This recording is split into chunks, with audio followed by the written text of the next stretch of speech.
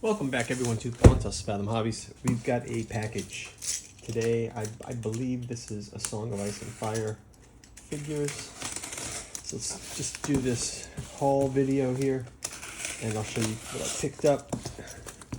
As you guys know, I've been painting my way through the starter sets of the Song of Ice and Fire. So far we've painted the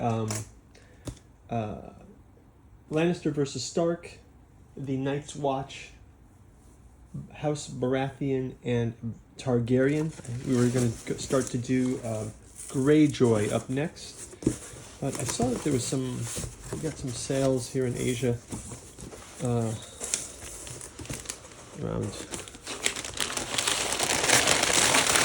So I thought I would take advantage of those and grab some of these. The three? Just the three. Hey, before we go, quick shout out to this channel sponsor, Pontus Fathom Press. As you guys know, the channel is not monetized, so you can check out our bookstore link below. You get the Necromancy of Nyarlathotep, the Alchemy of Azathoth, or the Hermeticism of Hastur. This is the 3-volume set of Disclosure from the Necronomicon fragment. These books are actually part of a trilogy, but they can be read standalone. So if you go and pick up one of these, choose your favorite Cthulhu Great Old One and jump in. It's an interesting ride. You can always check out our Patreon as well, where we've got the Genealogy of Cthulhu for digital copy of that book for as little as $1. You can also check out our paint through videos, our upcoming gameplay of Joan of Arc and A Song of Ice and Fire, and other board games like Eldritch Horror, Cthulhu Wars, Cthulhu Death May Die, Twilight Imperium, Dune Imperium, and Dune Gale Force 9. And I really appreciate, as usual, also your comments below helps us to support the channel. So let's kind of dig into these. First one. It's like I don't even remember what I picked up. I was, as these things become available, I just go and pick them up. Oh, okay, we've got the Tully Cavaliers. I was looking to buy the Baratheon, these Baratheon, mounted Baratheon troops, but I saw these Tully Cavaliers, and these looked pretty cool. Let me just get my spectacles here. I'll just read from the box. I'll probably do proper unboxing videos for each of these as I usually do, but this one says, the Tully Cavaliers, heavily armored with all the speed that the cavalry commands. House Tully's Cavaliers are renowned for their devastating charges that can shatter through the toughest enemy lines. So you get 4 minis, you get a unit card and a movement tray. Box art looks real super cool. Tully, House Tully, like Caitlin Stark. I love her, Caitlin Stark. I did get a Baratheon one. I can see this looks Baratheon inside of here.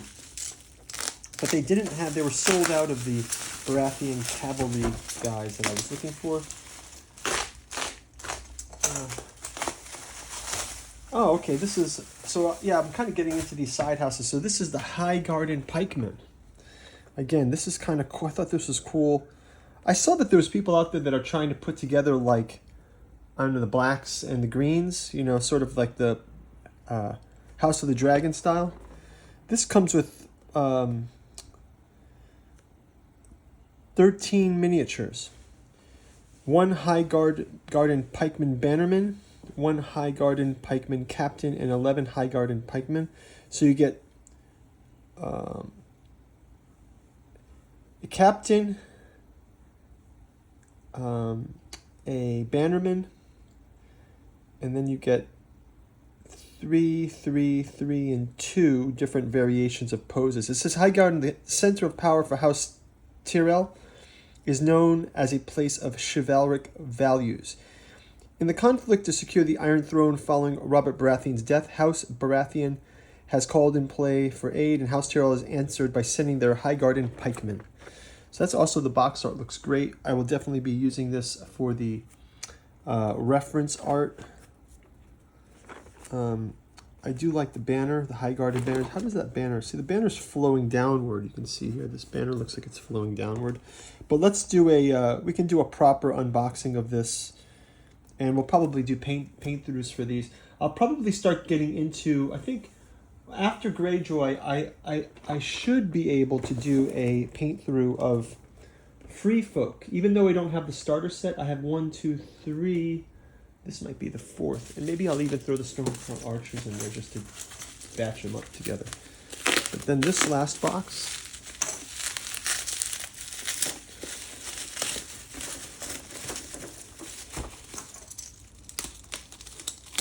There were a number of... For some reason I seemed to be drawn to the Baratheon expansion piece. I know there's a bunch of Lannister ones that I kind of wanted. And obviously, the Tully Cavaliers are for House Stark. But yeah, I've got the Free Folk Raiders as well. The Free Folk Raiders. It's pretty cool looking guys.